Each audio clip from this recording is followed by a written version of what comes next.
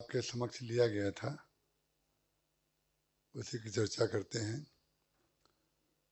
सृष्टि और दृष्टि।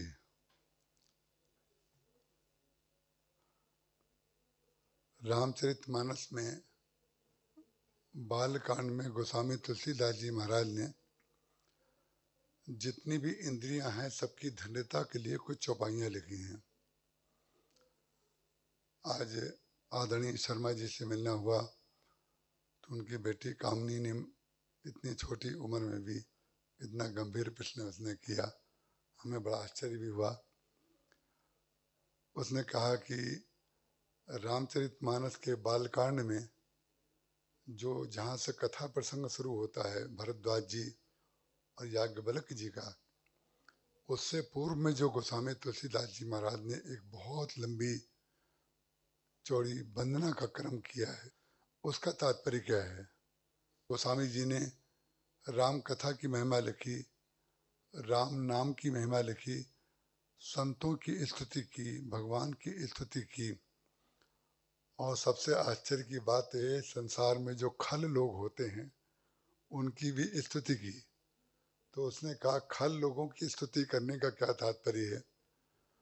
हमने कहा यही तो रामचरितमानस का स्वरूप है, यही तो उसकी अखंडता और व्यापकता है।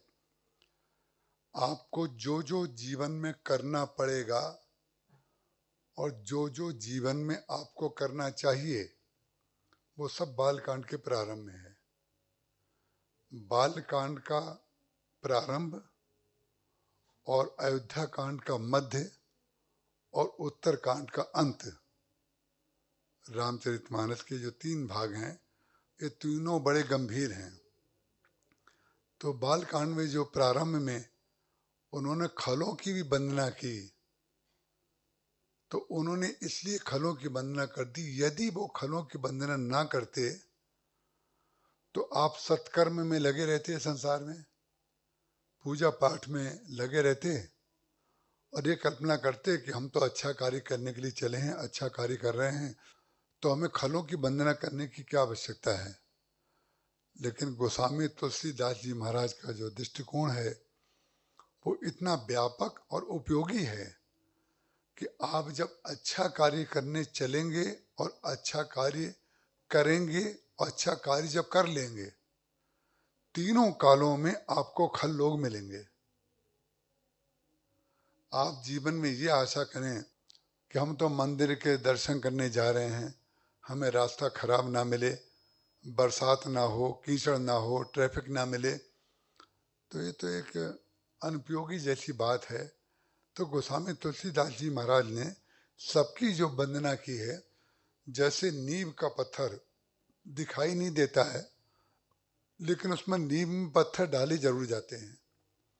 नींव में जो जो वस्तुएं होती हैं वो दिखाई नहीं देती। जब नींव भरी जाती है तो कोई कह सकता है कि भगवान तो ऊपर बनना है, इतना सामान नीचे भरने की क्या आवश्यकता है। नीचे वो सामान इसलिए भरना पड़ता है कि जितना भवन ऊपर खड़ा होगा उसकी मजबूती का आधार नींव होती है। अभी मैं जब बैठा हुआ था यहाँ तो माता जी ने एक प्रश्न पूछा, शत्रुघ्न जी महाराज, ये समय जी के विषय से अलग बात हो रही है, दृष्टि की बात जहाँ से मैंने शुरू किया। उन्होंने कहा कि शत्रुघ्न जी महाराज बिल्कुल मौन रहते हैं, गोस्वामी तुलसीदास जी महाराज ने उनके द्वारा कुछ भी बुलवाया नहीं, इसका क्या तात्पर्य है। तो संजोग से दोनों प्रसंग जो हैं वो उसी प्रसंग में समाहित हो जाते हैं जिसकी हम लोग चर्चा कर रहे हैं। गोस्वामी तुलसीदास जी महाराज ने शंकर जी के द्वारा कहलाया है कि वो पार्वती जी से कह रहे हैं, नयनन संत दरस नहीं देखा। जिस व्यक्ति ने अपने नेत्रों से संतों के दर्शन नहीं किए हैं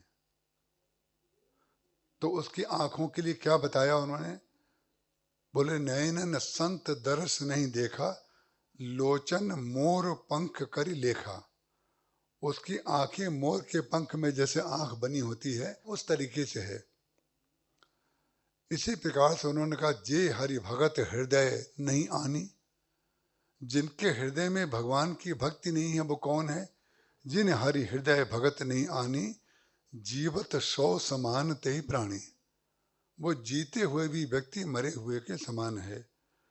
फिर शंकर जी कह रहे हैं कि जिस व्यक्ति के अंदर, देखिए हम आपको देखना चाहें तो हमें केवल एक वस्तु की जरूरत है, वो आंख, और अपने को देखना चाहें तो हमें दो वस्तुओं की जरूरत है, एक आंख और एक दर्पण शीशा। दूसरे को देखने के लिए केवल एक वस्तु की जरूरत होती है और अपने आप को देखने के लिए दो वस्तुओं की जरूरत होती है। यही है सृष्टि और दृष्टि। तो अपने को देखने के लिए दो वस्तुओं की जब जरूरत है तो शंकर जी कहते हैं कि मुकुर मलिन, जिन लोगों का मन का जो पर्दा है, जो आंख का पर्दा होता है, मुकुर मलिन और नयन विहीना, किसी व्यक्ति के मन का पर्दा गंदा हो और सामने जो शीशा है वो भी गंदा हो और आंखें हैं ही नहीं, तो बोले मुकुर मलिन और नयन विहीना, राम रूप देखाएं किम दीना। वो व्यक्ति जिसके पास आंखें नहीं हैं और आंखें हो भी तो सामने का शीशा जो है वो गंदा है, तो व्यक्ति को कैसे दिखाई देगा। इसलिए जब तक कि दृष्टि और अंतर्दृष्टि दोनों की दोनों परिशुद्ध व्यक्ति की ना हो, तब तक उसके पीछे जो अंतरंग तात्पर्य होते हैं वो समझ में नहीं आते हैं। तो हमारे महर्षि जो शत्रुघ्न जी की चर्चा है, और जो बेटी ने कहा कि प्रारंभ में इतनी बड़ी वंदना करने की क्या आवश्यकता है।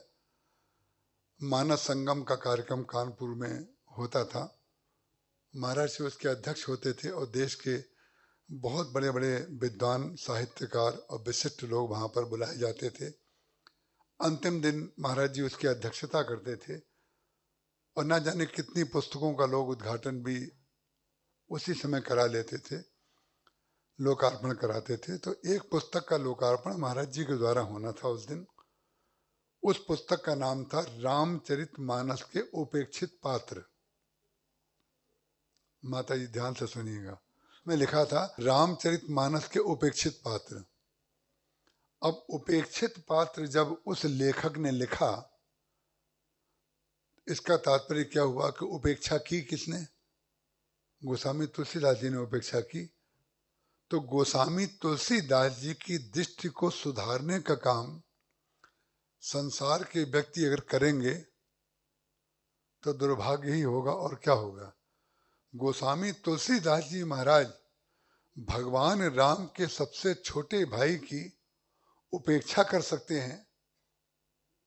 अब जैसे आप इस समय कुछ नहीं बोल रहे हैं और हम 1 घंटे तक बोलेंगे, तो कोई व्यक्ति आकर के यहाँ पर खड़ा रहे, ना उसको बोलना हो और ना उसको सुनना हो, तो वो व्यक्ति जाकर के डायरी में लिख सकता है कि एक व्यक्ति बोलता रहा और दूसरे लोगों की उपेक्षा की, उनको मौका नहीं दिया गया जो सामने बैठे थे।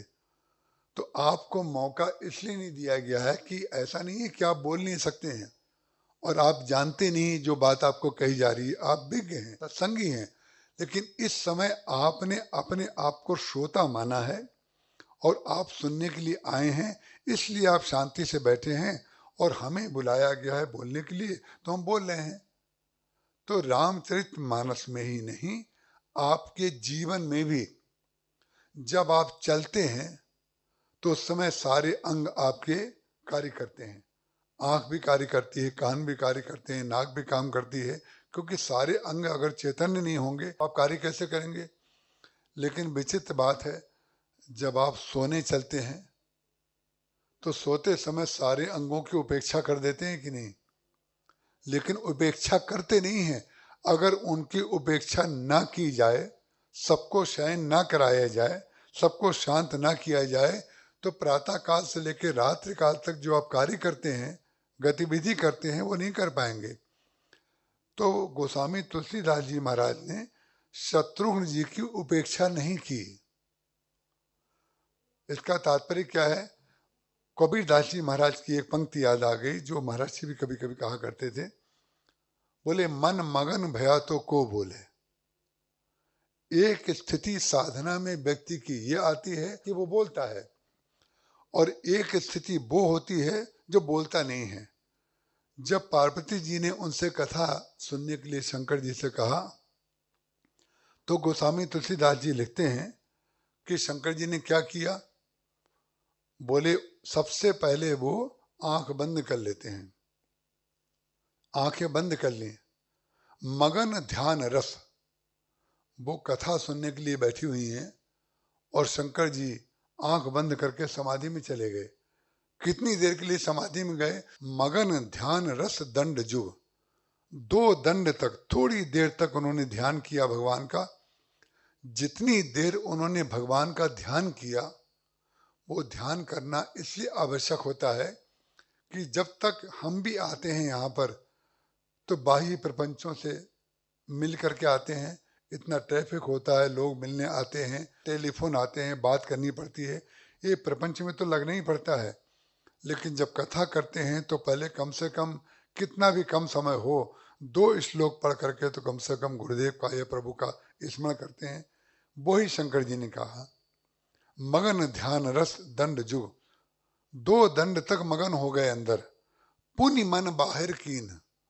उसके बाद उन्होंने अपने मन को बाहर किया और रघुपति चरित महेश तब हर्षित बरने लीन। उसके बाद भगवान शंकर ने बोलना प्रारंभ किया। इसका तात्पर्य क्या हुआ? बोलने से पहले मौन की आवश्यकता बहुत अधिक होती है। और कल हमने आपको मौन की बात कही थी कि मौन किसको कहते हैं। इसका तात्पर्य मैंने उसी समय कह दिया था, इसका तात्पर्य मौन को आप मौन ना माने ऐसा मत समझ लीजिएगा।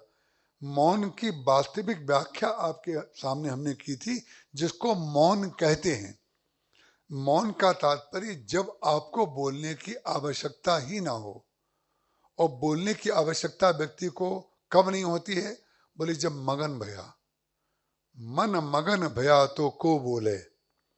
जो आप प्राप्त करना चाहते हैं, जब उस वस्तु की प्राप्ति आपको हो जाती है, तो उस समय आप बोलते हैं क्या? नहीं बोलते। मन मगन भया तो को बोले, हंसा पाया मान सरोवर, ताल तलैया को डोले। बोले हंस ने जब मान सरोवर मिल गया, उसकी छोटी छोटी ताल तलैयों में फिर थोड़ी वो डोलता है। हंसा पाया मान सरोवर, ताल तलैया को डोले। हीरा पाया, हीरा किसी को मिल गया तो दरिद्र था, हीरा पाया और गांठ गठियाया, उसको गांठ में बांध लिया उसने। हीरा पाया गांठ गठियाया, बार बार बाको को खोले। बार बार उसको खोल खोल करके देखने की क्या जरूरत है? जब मान लिया कि इतना बड़ा हीरा हमें मिल गया है, जिसके जीवन में जो अभीष्ट था उसकी प्राप्ति जब हो जाती है, तो मौन ही उसका प्रमाण होता है। शत्रुघ्न जी के जीवन में मौन प्रमाण क्यों है? क्योंकि भरत जी बोल रहे हैं। भरत जी बोल रहे हैं तो शत्रुघ्न जी मौन है। और भरत जी जो कर रहे हैं, जो भरत जी बोल रहे हैं, जो भरत जी के द्वारा क्रियाएं हो रही हैं, उसमें केवल शत्रुघ्न जी का कार्य केवल इतना है कि वो उनको सहयोग करें। 46 साल की अवस्था तक हमने एक वाक्य कभी प्रवचन नहीं किया, एक वाक्य में। तो क्या हम बोल नहीं सकते थे क्या? आपने किसी ने भी, यहाँ तो पुराने से पुराने लोग कई बैठे हैं, किसी ने हमें एक वाक्य बोलते देखा? इस माइक का उपयोग हम केवल महाराज जी के लिए करते थे क्या? कभी कभी महाराज जी को माइक ऐसे ऊपर नीचे करना है, माइक वाला तो बैठता था दूर, तो वो कार्य मैं ही करता था। तो माइक को संभालने का कार्य मैं करता था। और वो तपस्या 46 साल की उम्र तक की। एक बार भी माइक पर हमने कभी एक वाक्य नहीं बोला। अब कोई कहे महाराज जी ने उनकी उपेक्षा की, महाराज जी ने उपेक्षा नहीं की। महाराज जी ने उस व्यक्ति को जब बोलने की जरूरत नहीं है, सुनने की आवश्यकता है, तो उसको मौन रहना चाहिए। और मौन जो है, वो जब तक व्यक्ति मौन नहीं रहेगा, तब तक श्रवण उसके धन्य नहीं होंगे। जिन हरि कथा सुनी नहीं काना, शंकर जी कह रहे हैं पार्वती जी से, जिन हरि कथा सुनी नहीं काना, श्रवण रंध्र अहि भवन समाना। जिसने भगवान की कथा इन कानों से नहीं सुनी, उसके जो कान के छेद हैं वो सांप के रहने के बिल की तरह हैं। श्रवण रंध्र अहि भवन, अहि माने सर्प, अहि भवन समाना। तो इस प्रकार से गोस्वामी तुलसीदास जी महाराज बड़ा सुंदर रूपक प्रस्तुत करते हैं कि वो आंख की उपयोगिता क्या है, नाक की उपयोगिता क्या है, कान की उपयोगिता क्या है, हाथ और पांव की उपयोगिता क्या है। श्री राम स्वरूप अगाध अनूप बिलोचन मीनन को जल है। कितना सुंदर गोस्वामी जी का दृष्टांत है। श्री राम स्वरूप अगाध अनूप बिलोचन मीनन को जल है। तो कहते हैं गोस्वामी तुलसीदास जी महाराज, श्री राम स्वरूप अगाध अनूप बिलोचन मीनन को जल है। आंखें काहे के लिए हैं? बोले भगवान के दर्शन करने के लिए। श्री राम स्वरूप अगाध अनूप बिलोचन मीनन को जल है। श्रुति राम कथा, कान के द्वारा कथा सुनी जाती है।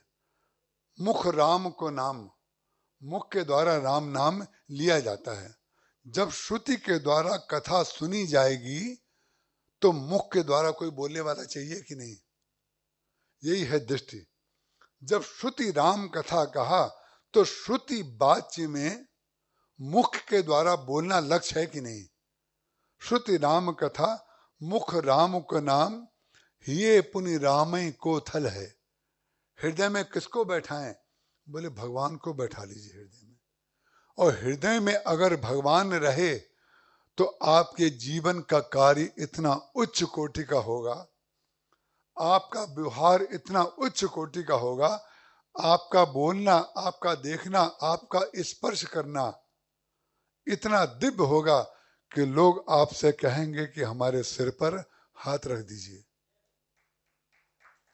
क्या इन हाथों में कोई विशेषता है क्या? हाथ तो उतने वजन का आपका है, उतनी ही इंद्रियां आपके पास हैं, सब कुछ है। लेकिन किसी से जब कोई कहता है कि हमारे सिर पर आप हाथ रख दीजिए, हमारी नई गाड़ी में आप बैठ जाइए, हमारे नए कार्यालय में आप बैठ आ जाइए, आप हमारे नए घर में आ जाइए, आप हमारे नए पलंग पर विश्राम कर लीजिए, इसका तात्पर्य क्या है? इसका तात्पर्य हुआ कि जो हाथ वो रखवा रहा है वो उन सारी वस्तुओं से असंग है, सारी वस्तुओं से वो असंग है, उसको कदाचित बिल्कुल भी आवश्यकता उसकी नहीं है, असंग है। असंग ना होता तो संग वाले तो आपके ना जाने कितने मित्र हैं, ना जाने कितने रिश्तेदार हैं। क्या नया घर बनता है तो आप अपने रिश्तेदार से कहते हैं क्या कि अब आपको घर ढूंढने की जरूरत नहीं है, हमने 5 कमरे का घर बना लिया, 2 कमरे आप ले लीजिए? कोई नहीं कहता। क्यों नहीं कहता है? वो इसलिए नहीं कहता है कि इनको रखेंगे तो रह जाएंगे और हमको रखेंगे तो चले जाएंगे। इसलिए व्यक्ति मौन समझना चाहिए। मौन समझने का तात्पर्य क्या है? जो आयोजक चाह रहा है उसको आप पहले ही कर दीजिए। जब आपको उद्घाटन के लिए बुलाया गया है, आप उद्घाटन करके गाड़ी में बैठ के तुरंत उतर जाइए। कि व्यक्ति के मौन के अंदर एक वाणी छुपी रहती है और इसको अगर आप नहीं स्वीकार करेंगे, इसीलिए हमें उद्घाटन के लिए बुलाया जाता है, इसीलिए सिर पर हाथ रखने के लिए कहा जाता है, इसीलिए भोजन पर बुलाया जाता है कि जितना बनाना है एक ही बार खिला लो, दूसरे समय से तुमको कोई बुलाएगा नहीं। बिल्कुल किसी से संग हमारा हो ही नहीं सकता। इसलिए नहीं हो सकता, जहां संग होगा तहां वो हमें असंगता की शिक्षा दे देगा। कि श्री राम स्वरूप अगाध अनूप बिलोचन मीनन को जल है। श्रुति राम कथा मुख राम का नाम, हिये पुनि रामय को थल है। मति रामय सो, बुद्धि के द्वारा भगवान की लीलाओं का समर्थन कीजिए। मति रामय सो, गति रामय सो, रति राम सो रामय को बल है। फिर गोस्वामी जी ने कहा सबकी न कहे, हम सबकी ओर से नहीं कह सकते। सबकी न कहे तुलसी के मते, इतनो जगजीवन को फल है। सबकी ओर से हम नहीं कह सकते, लेकिन हम जानते हैं कि जीवन का फल यही है। शत्रुघ्न जी महाराज क्यों नहीं बोल रहे हैं? शत्रुघ्न जी महाराज इसलिए नहीं बोल रहे हैं कि शत्रुघ्न जी महाराज को बोलने की आवश्यकता नहीं है। जब कोई आप कार्य करते हैं, कई बार कंप्यूटर पर काम कर रहे हैं तो बोलते कहाँ हैं उस समय? आप केवल कार्य कर रहे हैं। इसका तात्पर्य ऐसा थोड़ी है कि आप बोल नहीं सकते। जिस समय बोलने की आवश्यकता है उस समय बोला जाए, जिस समय नहीं आवश्यकता है उस समय ना बोला जाए। इसका तात्पर्य ये नहीं है कि शत्रुघ्न जी कभी बोले नहीं होंगे, वो तो बोले ही होंगे जरूर। लेकिन रामचरितमानस ग्रंथ जब लिखा गया, कोई भी साहित्यकार कवि या लेखक जब कोई वस्तु लिखता है तो उसको एक फ्रेम तो बनाना पड़ता है। उस फ्रेम में उस चित्र को रखेगा। अगर कहीं सबने क्या क्या बोला, कौशल्या जी ने क्या उतना ही बोला जितना रामायण में लिखा है, भरत जी ने क्या उतना ही बोला जितना रामायण में लिखा है, हनुमान जी ने क्या उतना ही बोला जितना लिखा है, अरे उससे पहले भी बोले होंगे, उसके बाद भी बोले होंगे। विभीषण जी महाराज से भगवान ने क्या उतना ही बोला जितना लिखा है। इसका तात्पर्य हुआ कि गोस्वामी जी ने उस रामचरितमानस में जिस पात्र के द्वारा जिस समय जितना बुलवाना है उतना बुलवाया। उद्देश्य केवल रामचरित को पूरा करना है। जब तक दृष्टि हमें समझ में नहीं आएगी तब तक उसका हम लक्ष्य नहीं समझ पाएंगे। और दृष्टि देने का कार्य सबने किया। हनुमान जी ने रावण को दृष्टि देने का कार्य किया, मंदोदरी ने रावण को दृष्टि देने का कार्य किया, विभीषण ने रावण को दृष्टि देने का कार्य किया। लेकिन विचित्र बात है, आप कहेंगे दृष्टि देने का कार्य किया, उसके पास तो 10-10 सिर थे, हमारे पास तो 2 आंखें हैं, उसके पास तो 20 आंखें थी। तो 20 आंखों वाले को दृष्टि देने की जरूरत है क्या? बोले आंखों की संख्या से कोई मतलब नहीं है, अगर देखना नहीं आता है, जो दिख रहा है उसको देखना नहीं आता है तो कोई दृष्टि देगा। मंदोदरी ने भी रावण को दृष्टि दी, उनके विराट रूप का वर्णन मंदोदरी करती है।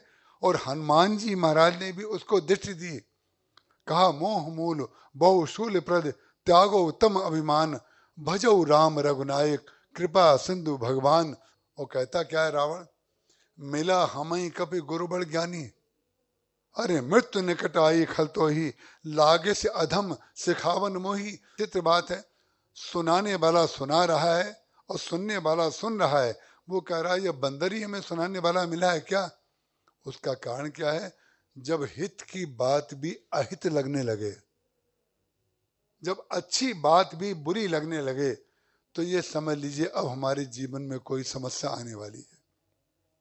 इसी बात को विभीषण ने कहा रावण से, सुमति कुमति सबके उड़ रहे हैं। ऐसा कोई व्यक्ति नहीं है जिसके अंदर कुमति ना रहती हो और सुमति ना रहती हो। उनका सुमति कुमति सबके उड़ रहे हैं, नाथ पुराण निगम अस कहीं, जहां सुमति तहां संपत्ति नाना, जहां कुमति तहां विपत्ति निधाना, तो उर बसी कुमति विपरीता। विभीषण जी कहे तुम्हारे हृदय में कुमति का वास हो गया है। तो उर बसी कुमति विपरीता, हित अनहित जानो रिपप्रीता। उसने कहा तुम्हें कैसे पता चला कि मेरे हृदय में कुमति है? तब विभीषण ने बहुत सुंदर सूत्र दिया, हित अनहित जानो रिपप्रीता।